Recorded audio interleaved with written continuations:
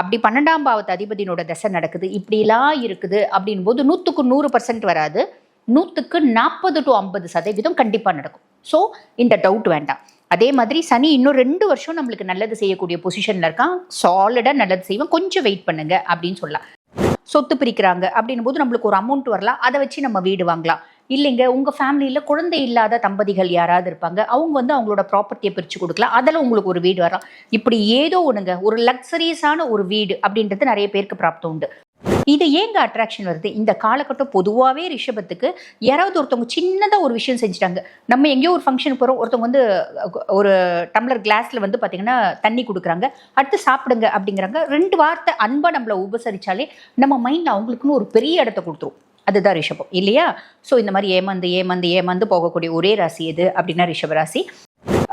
இளோ வயசு ரிஷபராசி அன்பர்களாக இருக்கீங்க அப்படின்னா சாலிடாக லவ் வரதுக்கு வாய்ப்பு உண்டு. செலக்ட் பண்ணுற பர்சனாலிட்டிஸ் வந்து கரெக்டாக செலக்ட் பண்ணிக்கோங்க. இல்லை நிறைய பேருக்கு ரிலேஷன்ஷிப் வரதுக்கு வாய்ப்பு உண்டு. ரிலேஷன்ஷிப்பில் எப்படியும் ஏமாந்து தான் போக போகிறீங்க.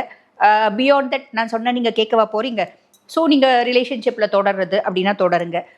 கணவர்கிட்ட ரொம்ப எக்ஸ்பெக்டேஷன், என் கணவர் என் கூட அப்படி இருக்கணும், என்ன செல்லம், என் புஜ்ஜிமா அப்படின்னு கொஞ்சணும் அப்படின்லாம் தோணும். அதெல்லாம் எக்ஸ்பெக்டே பண்ணாதீங்க. இந்த காலகட்டம் இன்னும் கொஞ்சம் அதிகமாக தோணும், வேண்டாம். சரி, மனைவி கிட்ட இதே மாதிரி ரொம்ப அதிகமாக தோணும், அங்கே பெருசாக கிடைக்க போகிறது இல்லை. பியாண்ட் தட் இதெல்லாம் தோணும், அதுக்கப்புறம் உங்களோட ஆப்ஷன் அப்படின்னு சொல்லிக்கலாம்.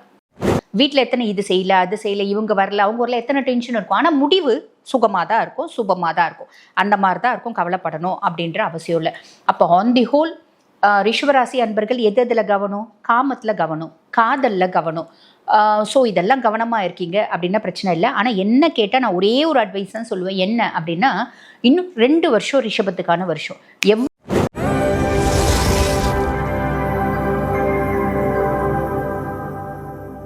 ரிஷபராசி அன்பர்கள், உங்களுக்கு இந்த சுக்கிரனும் செவ்வாயும் இணைவு அப்படின்றது வந்து பார்த்தீங்கன்னா கலத்திரஸ்தானத்தில், விருச்சிகம் நம்மளுக்கு 7ஆம் பாவம், கலத்திரஸ்தானத்தில் 2 பேரும் இணைஞ்சிருக்காங்க. சுக்கிரனை பொறுத்த வரைக்கும் 1 மற்றும் 6க்கு அதிபன்.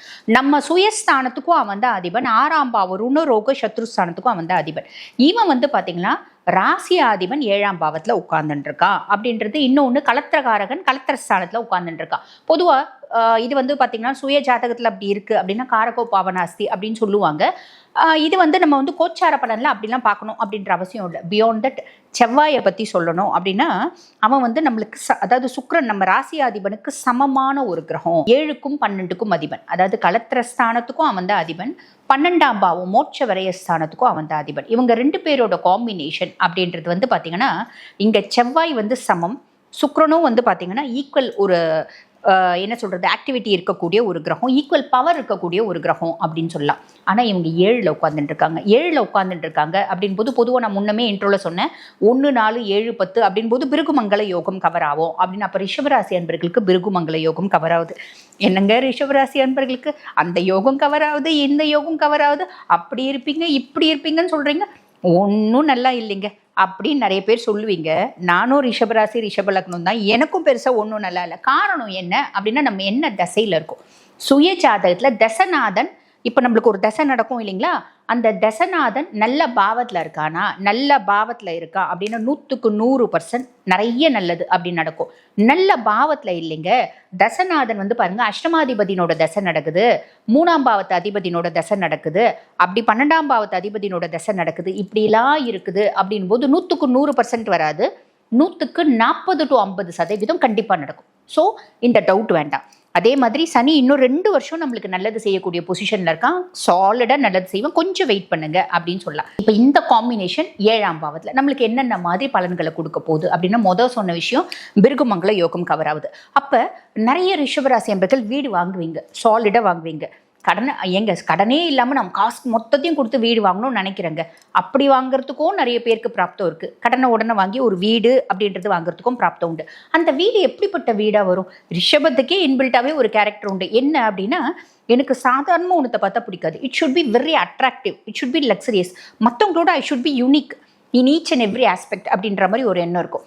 என்னோட வீடும் என்ன மாதிரி ஒரு தனித்துவம் வாய்ந்ததாக இருக்கணும், எல்லாரும் கட்டுற மாதிரிலாம் இருக்கணும், டிஃப்ரெண்ட்டாக இருக்கணும் அப்படின்ற எண்ணம். நீங்கள் ஆசைப்படுற மாதிரி ஒரு டிஃப்ரெண்ட்டான ஒரு யூனிக்கான ஒரு லக்ஸரியஸான வீடு நிறைய பேருக்கு அமையும். எங்களுக்கு வீடு வாங்குறதுக்கு பிராப்தமே இல்லைங்க, எங்கள் சொந்த பந்தம் இருக்குது, எங்கள் ஒரு கிஃப்டாக வரலாம், அதாவது கிஃப்ட்னா யாரும் வந்து இந்த உனக்கு பர்த்டேக்கு நான் வீடு கொடுக்குறேன் அப்படின்லாம் சொல்ல மாட்டாங்க. இது எப்படி அப்படின்னா சொத்து பிரிக்கிறாங்க அப்படின்னும் போது நம்மளுக்கு ஒரு அமௌண்ட் வரலாம், அதை வச்சு நம்ம வீடு வாங்கலாம். இல்லைங்க உங்க ஃபேமிலியில குழந்தை இல்லாத தம்பதிகள் யாராவது இருப்பாங்க, அவங்க வந்து அவங்களோட ப்ராப்பர்ட்டியை பிரிச்சு கொடுக்கலாம், அதில் உங்களுக்கு ஒரு வீடு வரலாம். இப்படி ஏதோ ஒண்ணுங்க ஒரு லக்ஸரியஸான ஒரு வீடு அப்படின்றது நிறைய பேருக்கு பிராப்தம் உண்டு. நிறைய பேருக்கு வந்து பாருங்க வீடை இன்டீரியர் டெக்கோர் பண்ணுவாங்க, அதுக்கான பிராப்தம் உண்டு. அதே மாதிரி ரிஷபம் ஆல்ரெடி ரொம்ப அட்ராக்டிவ் தான், ஆல்ரெடி ரொம்ப வந்து நீட்டு டீசென்ட்டு, அதே மாதிரி பார்த்தீங்கன்னா ரொம்ப அழகானவங்க. பியாண்ட் தட் இந்த காலகட்டம் அவங்க என்ன பண்ணுவாங்கன்னா தங்களை இன்னும் கொஞ்சம் அழகுக்கு அழகு சேர்த்துற மாதிரி ஆக்சுவலி என்னென்னா மெருகேற்றிப்பாங்க அப்படின்னு சொல்லலாம். என்ன இன்னும் மெருகேற்ற வேண்டியது இருக்குது எவ்வளவோ இருக்குது இல்லையா? ஸோ உங்களோட அவுட்லுக்கை நீங்கள் வந்து பார்த்தீங்கன்னா செல்ஃப் க்ரூமிங் பண்ணிக்கக்கூடிய காலகட்டம் அப்படின்னு சொல்லலாம். இந்த காலகட்டம் இதெல்லாம் ப்ளஸ்ஸுங்க. நான் வந்து லக்ஸரியஸான திங் வாங்குவேன், லக்ஸரியஸாக வீடு வாங்கலாம், எனக்கு ஆல்ரெடி ஒரு கார் இருக்குது, எனக்கு அதை விட சூப்பரான கார் வேணும்னு ஆசைப்பட்றேன், ஸோ நான் ஒரு லக்ஸரியஸான ஒரு 50 லட்ச ரூபாயில் ஒரு ஃபார்ச்சூன் வாங்கலாம், 1 கோடி ரூபாயில் ஆடி வாங்கலாம், எது வேணால் வாங்கலாம். பட் பியாண்ட் தட் அது அவங்கவுங்களோட வாழ்வாதாரம், அது அவங்கவுங்களோட வாழ்வாதாரம் செய்யக்கூடிய தொழிலை பொறுத்து அவங்களோட வசதிக்கு ஏற்ற மாதிரி ஒருத்தவங்களுக்கு ஆடி கார் வாங்கணும்னு தோணும் வாங்கலாம்.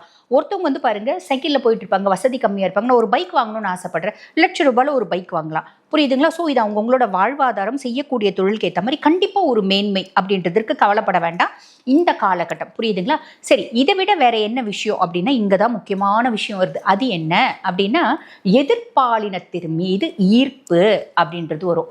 ஒரு ஆப்போசிட் ஜெண்டர் மேலே ஒரு அட்ராக்ஷன் வரும். இது ஏங்க அட்ராக்ஷன் வருது? இந்த காலகட்டம் பொதுவாகவே ரிஷபத்துக்கு யாராவது ஒருத்தவங்க சின்னதாக ஒரு விஷயம் செஞ்சுட்டாங்க, நம்ம எங்கேயோ ஒரு ஃபங்க்ஷனுக்கு போகிறோம், ஒருத்தவங்க வந்து ஒரு டம்ளர் கிளாஸில் வந்து பார்த்தீங்கன்னா தண்ணி கொடுக்குறாங்க, அடுத்து சாப்பிடுங்க அப்படிங்கிறாங்க, 2 வார்த்தை அன்பை நம்மளை உபசரிச்சாலே நம்ம மைண்டில் அவங்களுக்குன்னு ஒரு பெரிய இடத்த கொடுத்துரும். அதுதான் ரிஷபம் இல்லையா? ஸோ இந்த மாதிரி ஏமாந்து போகக்கூடிய ஒரே ராசி எது அப்படின்னா ரிஷபராசி. பியாண்ட் தட் நிறைய என்னோட பதிவுகளை பார்க்குறவங்களுக்கு தெரிஞ்சிருக்கும். நான் ஏறக்குறைய வந்து பார்த்திங்கன்னா எல்லா விஷயத்துலையும் எல்லா பதிவுகள்லையும் சொல்கிறது அதுதான், ஒரு அன்புக்காக ஏமாந்து போகாதீங்க. ரிஷபத்தினோட வாழ்க்கை சாதிக்கிறதுக்கு அப்படின்றது, பட் பியாண்ட் தட் உண்மையான அன்பு அப்படின்றது எப்பயுமே ரிஷபத்துக்கு வந்து ஒரு வாண்டட் திங்காகவே இருக்கும். ஸோ அந்த உண்மையான அன்பு, உண்மையான ரொமான்ஸ் இதெல்லாம் எதிர்பார்த்து ஏமாந்து போகிறவங்க இந்த காலகட்டம் நமக்கு என்ன தோணும், நம்மளுக்கே அன்பு அங்கே பொங்கி வழியோ, ரொமான்ஸ் பொங்கி வழியோ.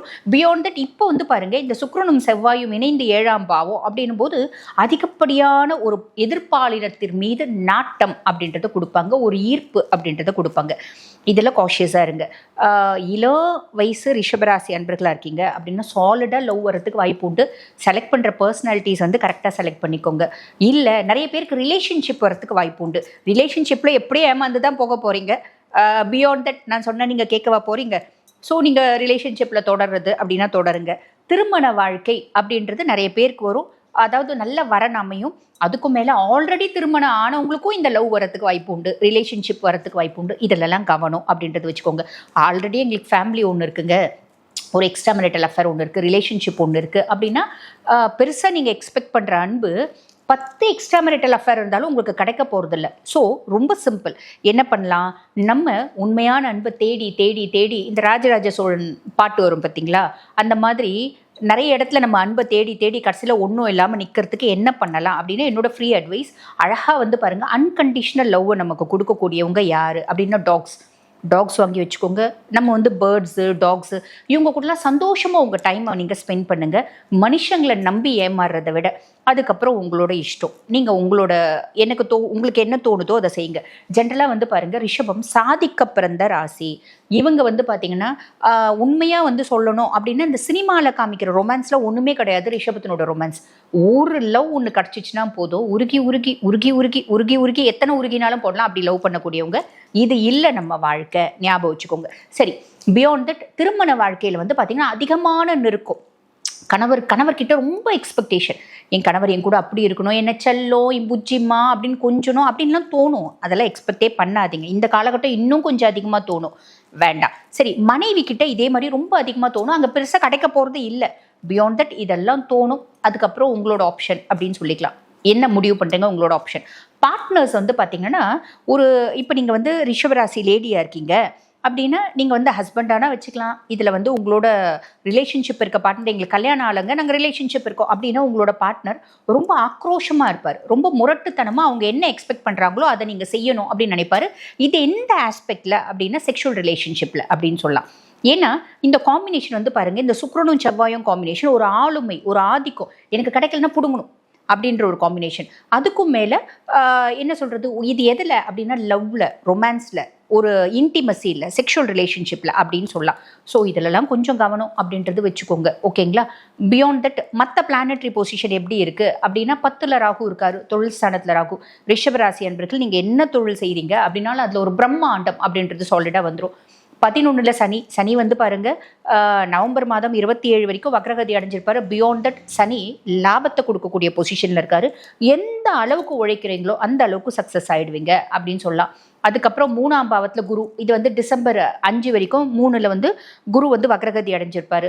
இளைய சகோதர தைரியஸ்தானத்தில் குரு வக்ரகதி அடைஞ்சிருக்காரேம்மா, அது என்ன இருக்குது, குரு நம்மளுக்கு வந்து ஆப்போசிட்டான ஒரு பர்சனாலிட்டி தான். அதாவது சுக்கிரனோட ஆதிக்கம் பெற்ற பர்சனாலிட்டி குரு நம்மளுக்கு ஆப்போசிட் டீம். ஸோ அவர் அப்போ மறைவு ஸ்தானத்துக்கு போயிட்டாருன்னா பிரச்சனை இல்லை. அவரோட பார்வை எப்பயுமே வந்து பதப்படுத்தும் மனுஷங்களை, அது வந்து பார்த்தீங்கன்னா மேன்மைப்படுத்தும் அப்படின்னு தான் சொல்லலாம். ஸோ அதுவும் பயப்பட வேண்டிய அவசியம் இல்லை. அதுக்கப்புறம் 2ஆம் பாவம் தன குடும்ப வாக்குஸ்தானத்தில் வந்து குரு மிதுனத்திலே வருவார், வக்ரகதி அடைவார்.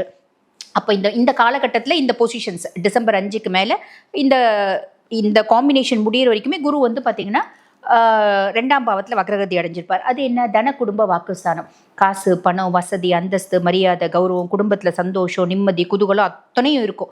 ஆனால் வக்ரகதி அடைஞ்சிருக்காரு, என்ன ஆகும், நம்மளோட ஹிடன் சீக்ரெட்ஸ் ஏதாவது வெளியே தெரிய வரும். அதனால் குடும்பத்தில் சில காம்ப்ளிகேஷன்ஸ் வரலாம். புரியுதுங்களா? சந்தோஷமான நிகழ்ச்சி ஒன்று நடக்கும், அதுக்கு முன்னாடி சின்ன சின்ன குழப்பங்கள். உதாரணத்துக்கு நம்ம சொல்லணும் அப்படின்னா, ஒரு பொண்ணுக்கு சீமந்தம் பண்ணுறோம் அப்படின்னே கூட வச்சுக்கோங்களேன்.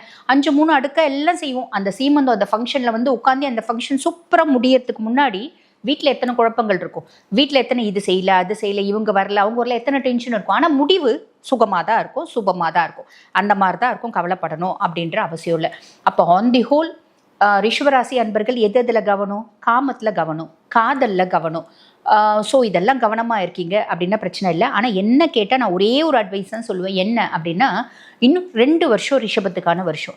எவ்வளோக்கு எவ்வளோ உழைக்கிறீங்களோ உழைங்க, ஓடுங்க, பேக்கப் பண்ணி வச்சுக்கோங்க. அதுக்கப்புறம் 7 நாட்டு சனி ஸ்டார்ட் ஆகுது. அதுக்கப்புறம் ஒரே முட்டை நம்ம வந்து 0 ஆகிட மாட்டோம். பியாண்ட் தட் இந்த மாதிரி தேவையில்லாத நம்ம ஏமாறுவோன்னு தெரிஞ்சும் ஏமாறாதீங்க. காதல், உண்மையான லவ் இதெல்லாம் ஏற கட்டிட்டு சாதிக்க பாருங்கள். இப்படி நீங்கள் கரெக்டாக இருக்கீங்க, நான் சொன்ன சின்ன சின்ன விஷயத்தில் கவனமாக இருக்கீங்க அப்படின்னா மட்டும் போதுமானது. இந்த காலகட்டம் உங்களுக்கு நல்லது நடக்கும், நல்லது மட்டுமே நடக்கும்.